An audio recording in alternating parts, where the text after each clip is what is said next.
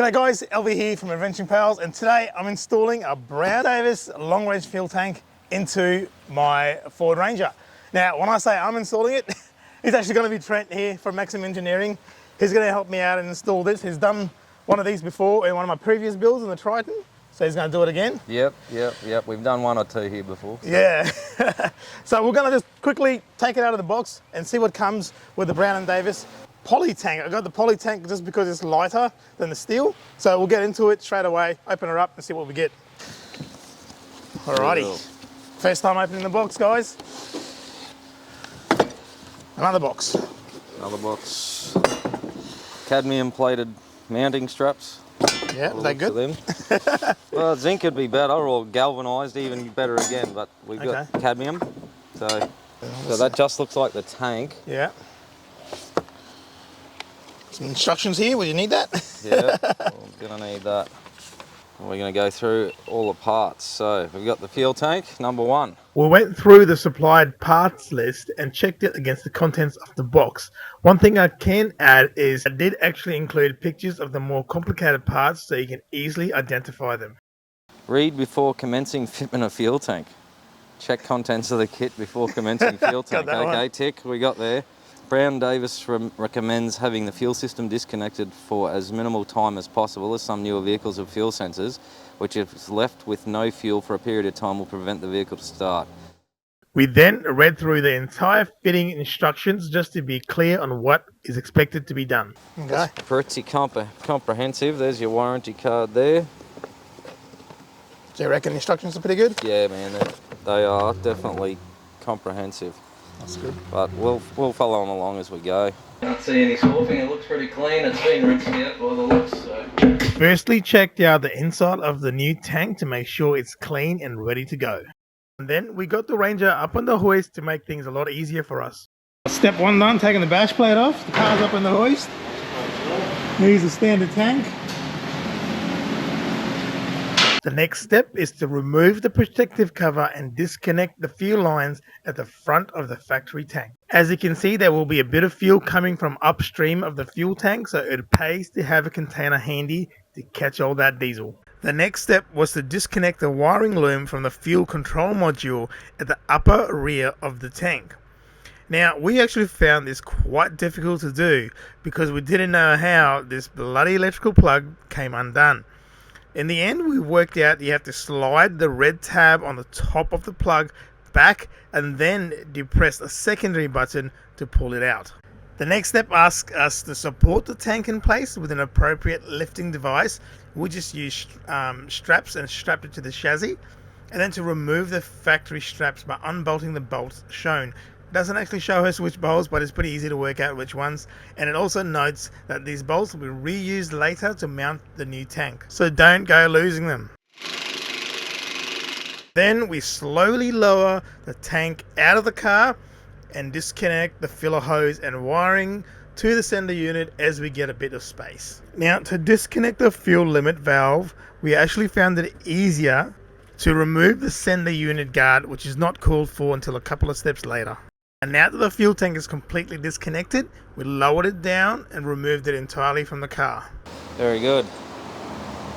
Thank you. So, see this plug? For detail, to attention to detail, is it's like a little circlip, and these little plastic things. Where's that screwdriver I had? This little plug. I push that up like that. Ah, yeah. Okay, and that just sort of clipped it on. It's like a little plastic clip there. And that picked up on that ridge there. Okay, and then this plug, it just had a push down button on the top. So you just push down on that yellow thing there, and that unhooked the little pin to come out of that. And as for this one over here, which was the real painful one there, so it had, on the top, it had this little red thing here, and that slid out like that, and then we still couldn't get it out after sliding that out. But I think you were supposed to push the button in there and pull it out, but we were unable to do it, so it ended up just breaking the little piece of plastic off there. Anyway, that's that out. Out with the old. There's this big space left in the middle where the tank was. Made it a bit harder because I left fuel in there. So, normally you'd want to run it down to the fuel light. Oh, look at that. Some precious rock there. Just a bit of gemstone, Yeah, a bit of granite. Oh, that's crystal. What's crystal? Bit of opal. Yeah, We've been to stone Cooper there, Pedy yeah, since yeah. then. Look, there you go. Where have you been driving? That must be from Cooper Pedy. Bit of opal. It's not a setup, I promise. The next step asks to remove the sender unit guard and then disconnect all the hoses. Now, of course, we had already disconnected the sender unit guard, so we just have to disconnect the hoses. Two little things that are holding it in there. I don't think that's how you're supposed to do it, but that works. So you look in the end of there, and it's still got those in there, which I'm assuming if you push that back in, the blue tab must push on that and lock them on. The next step is to remove the sender locking ring, and for us it needed a little bit of gentle persuasion with a chisel and a hammer, and then we've got to remove the sender from the factory tank. There's a note from Brown Davis that says the sender will hold fuel as it is being removed, so make sure to tip this back into the tank to minimize spillage. The next step says to remove the factory float arm from the sender unit and replace it with a new supplied float arm. It says to secure in place with a supplied star washer. Our kit didn't actually come with a star washer, and it turns out we didn't need one anyway, so maybe this info is from an earlier model. There it goes. Clip in there like that. And then 30mm was our goal, so we use the bench here. On the bottom of the sender, it's supposed to stop 30mm, so if I can use the bench as a guide. So 30mm, so we're a lot lower than it actually said. So there is a diagram here of how they've measured that. 30 to the bit of wire. Okay, so we're a lot lower than that. For us, it took a fair bit of manipulation to get this float arm to sit exactly where we needed it to, but we got there in the end. 30mm, That's yeah, pretty within bad. a mill's good enough, I reckon. Next, we remove the fuel limit valve from the sender unit by gently prying open the plastic tabs and twisting the FLV to help it release from the locking tabs. And this unit too will be used later on, so keep it safe. Next up, Brown Davis supply a 4-step checklist to ensure the float arm and sender unit is correctly installed and not catching on the internals of the tank. So we followed these steps to make sure everything was as smooth as. Here, and we see this tab that's on here. It's on here. Okay, but that tab blocks the mounting bolt here. And then we look at the next picture and all the mounting bolts are in. Just as if magic. And down here on this picture they haven't got the mounting flange over the top yet, but it's still there, blocking the hole. So we're going to have to cut that off or drill a hole in it so we can get the, Yeah, right. to hold the O-ring down to make sure it's sealed. There's always a tab on here, not in there. Well, no, that's once the ring goes on. Oh, it's yeah. hidden. So they've hidden where they chopped it off by the looks. And to be fair, it's the orientation of these pipes to this groove, and the sender unit, the float, all goes that way. We turn it by that much. Everything's misalignment. So this has always been in the way, regardless, and it's been completely skipped. See, that one goes over there. How are we supposed to get a bolt through there? But I feel like we'll just run the drill through it. It's just a plastic tab, so anyway, as for the O-ring instructions here, doesn't say where to put the O-ring, just put it on there. So it goes in the groove. There's a locating groove under here. There, see that sits in there between the tank and the sender unit, and in a groove.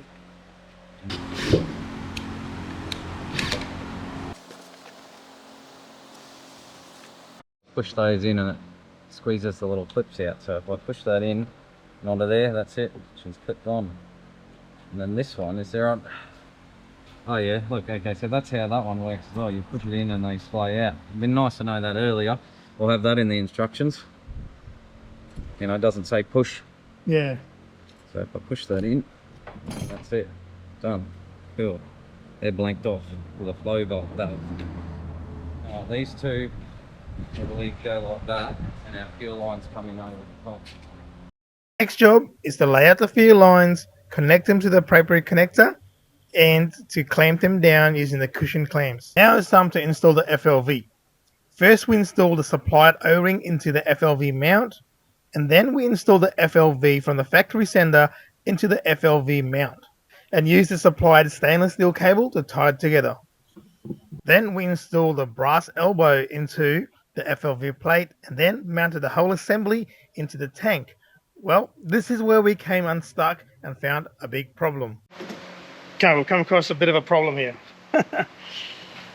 Yes, so Looks like they've given us the wrong bracket for the, was it a pickup? flow valve. The flow valve. FLV, basically a one-way valve, I think, in there. Oh, You yep. can hear that. Anyway, so you can see your inserts there, the bolts. Yeah, somehow I haven't got the right diameter here. Yeah. Whereas we got the right O-ring, wrong diameter. I don't think that. No, that's okay. You can sort of see the size that they've cut out here. Yeah. We're riding up on the welds here a bit, Yeah. too. So, like, it's not much, and we can just shave a little bit off. And then we also got the thickness of the rubber, so that spaces you up just enough. But I'm just trying to figure out what we're going to do if we can open those holes up, because we can't just leave the car without a fuel tank. It's not an option. So turns out I know a fabricator and maybe we can sort something out here. Let's scratch make one. Yeah. Send the bill to Brown Davies. All right. So we'll brainstorm on that, get some ideas, and get back to you in a sec. All right, guys, quick little note here with this bracket business that's been happening.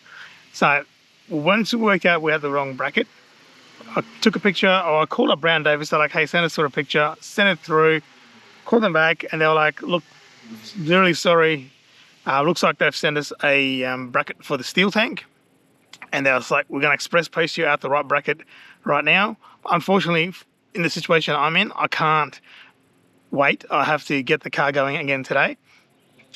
So for that reason, luckily I'm at here at Maximum Engineering, and Trent's like, you know what, we can change this, we can adapt this bracket so it'll fit. So we've welded up a little bit extra of material around the existing bracket, and then cut out and drilled out the holes to make it fit, you know, to make it the size that it should have been.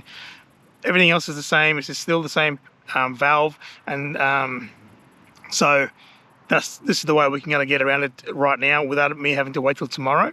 But to Brown and Davis' credit, I mean, everyone makes a mistake, right? It's some person has put the wrong bracket in there. That's fine, and they were pretty eager to help out by sending out the right bracket. It is what it is. I wish if I had more time to wait, then I wouldn't have to muck around with all this extra work. But you know what? It's okay. I just want to get it going right now. So that's where we're at.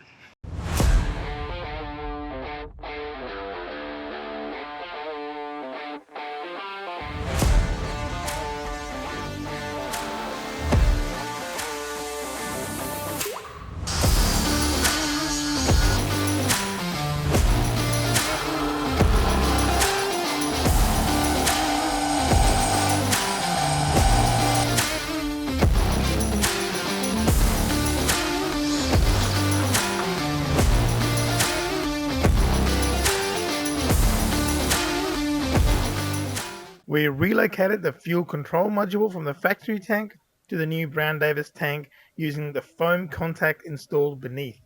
And we installed all the brass fittings as per instructions, followed by all the hoses. Alright, we're looking about ready to chuck the tank in. Ian has been busy changing all the fittings over and doing all the little connections and stuff that we need to. And also been busy making that bracket. Looks brand new now, like a bought one. Better than I bought one because we've welded up all the holes. So thanks Trent for that.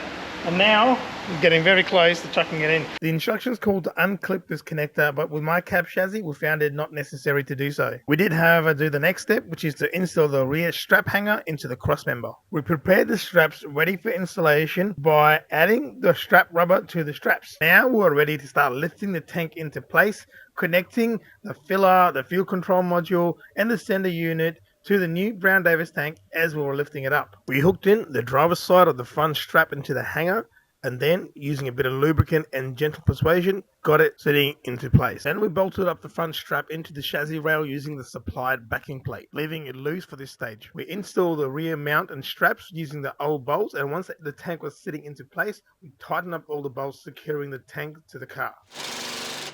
Now we can reconnect the loose 12mm hose over the cross member and finish that off.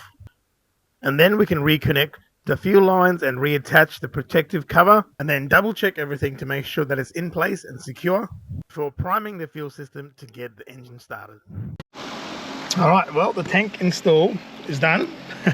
Fueled up whatever fuel I had, pumped it from the old tank into the new tank, and I've just turned the ignition on. So the Ranger is pre-priming, or self-priming I should say.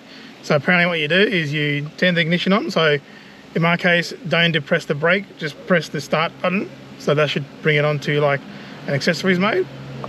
And turn it off, or turn it on for 30 seconds, turn it off, turn it on again for 30 seconds. Do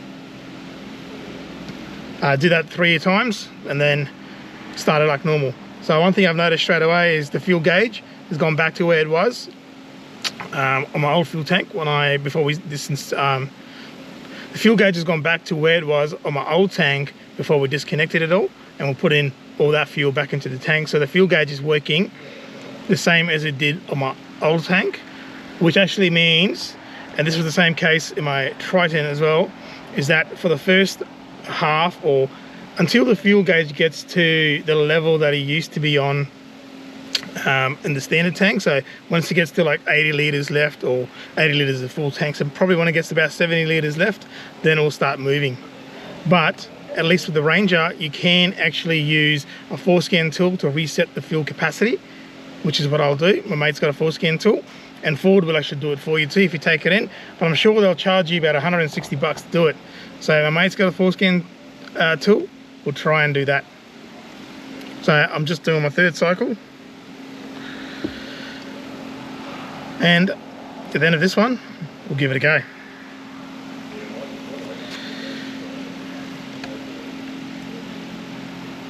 All right, here goes nothing.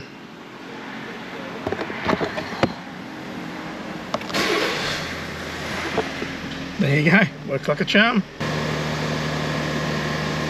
So give that a couple of minutes now. Yep. You don't need to know what I was listening to. Also, Trent was just saying that when you first start it, hold it at about 1500 RPM, and that way, whatever fuel was in the line has got the engine started, and if the old fuel is, the new fuel from the new tank is coming through, it might cough and stutter at that, which it hasn't for me. So I'd hold it at 1500 RPM for a couple of minutes, then we're good to go. All right guys, we've finally finished, taking it for a test drive. Everything's working sweet as. I just wanted to go with Trent and get his opinion, because he did most of the work installing it. And how'd you think about the install and the instructions and how it all went together? I'm pretty chuffed because they said 2 hours maybe. And I said over the phone, I said, oh, look, they always take about 6 hours. Yeah, I don't know. And everyone's like, oh, no, he reckons 2 hours, 2 hours. And sure enough, we're six and a bit hours in. And to be fair, we did get one of the wrong parts. Yeah. We sorted that out. Drive in, drive out one day. A lot of interesting notes on the instructions. It would have been nice to know how to undo some clips, because these are new clips on a new car. They're different to the previous model, and similar but different. And we had to work around like water tanks and mods that you've already done. And yeah, I don't know. It's like I said, it's a pretty standard install for me doing that. But to claim 2 hours is not really realistic. Okay. And I don't know. I think any information that we can give you to help you out if you're going to do one on your own, then yeah, hopefully we'll stop you running into traps. Yeah. There was a couple, like you said, clips that, tricky clips and that kind of stuff. It would be nice to have a picture of it and the explanation.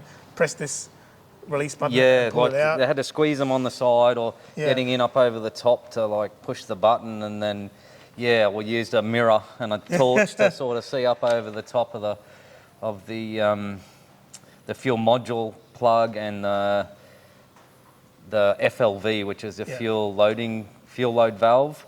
Yeah. Anyway, that's all sorted out. A note I was going to say, and I was saying before, was the FLV valve, which is like the fuel load valve for overfilling and so on and so forth. That and the breather for the fuel filler actually go to the tray there to where you fill the fuel up, but they actually have nothing on the end of them. So don't get me wrong, it could be dust or it'd have to be water up to your waist probably, or up to however high that filler is before it'd give you issues. But I'm not sure if there's any way, there's nothing there to stop any dust or dirt getting down in there. So maybe that's a future video or something, is to find something to put on the end if you get those little air stones or something like that. Yeah. Just an idea. A fuel filter or something will do the same sort of job. Yeah, okay. Just got to be careful not to restrict flow, because it requires that size for the air to go in and out. Yeah. I don't know. Other than that, it was pretty good. Pretty good. It was did a pretty good job of cleaning it before we started. Yeah. I know I've seen some really, really bad ones. I did a beach run on the weekend, just gone, and then I gave it a good wash about 3 times before I brought it in. Just to make sure, nothing worse than undoing a bolt and copping a bloody face full of sand. Oh, yeah. Well, there was a moment like that, but it wasn't too bad. So okay, that's good. Wasn't too bad. Yeah, no, definitely a bit of effort in there. Yep. Yeah, I guess you can have a look at these. The instructions are all covered in diesel and dirt and welding splatter and stuff. But they've been used. Not too easy. There's some notes left for me, so when I make the videos, I'll do voiceovers and give you the little tips to help you out. Anyways, mate, thank you very much for that. Worries, no worries. Appreciate it. Just taking the time out on this busy week to fit me in. Yeah. All right. No, it's always. All right, mate. All right, guys, hold on. We're nearly there. I just want to make a few comments before we wrap up this video. Number one is I paid for the fuel tank and I paid for all the labor to have it installed, including manufacturing or modifying that part to make it work for our tank. Now, 2 is, in Queensland at least, when you get a fuel tank done, a long-range fuel tank done, you have to get it blue-plated or mod-plated. Now, lucky for me, where I am, right across the road from Trent is Luke from Transmod, and he is an automotive engineer, and he has been doing blue plates for me for many, many years now. So he had a look over it, gave me a blue plate, stuck it on the car, sweet as, I think it was like $150. And then after that, filled up the tank, make sure there was no leaks and everything. I'm still running on the first fill up, so I'm not going to comment on anything about what I think of the tank just yet. That will be in the future video. And I will also be making a video about the benefits of a long-range tank and also poly over steel. So make sure you subscribe if you sort of think you're interested in that. And also, we've been traveling Australia with my family in a caravan since 2019. So if you want to see some travel content from Australia, check it out. Anyways, thank you very much for watching, guys. I hope it was useful to you. I hope you found it a little bit of value in this video. And if you did, make sure you comment. I love seeing in the comments that my video has been useful to somebody, and that makes it so worth it for me to keep creating. So thanks very much, guys, and I'll catch you on the next one.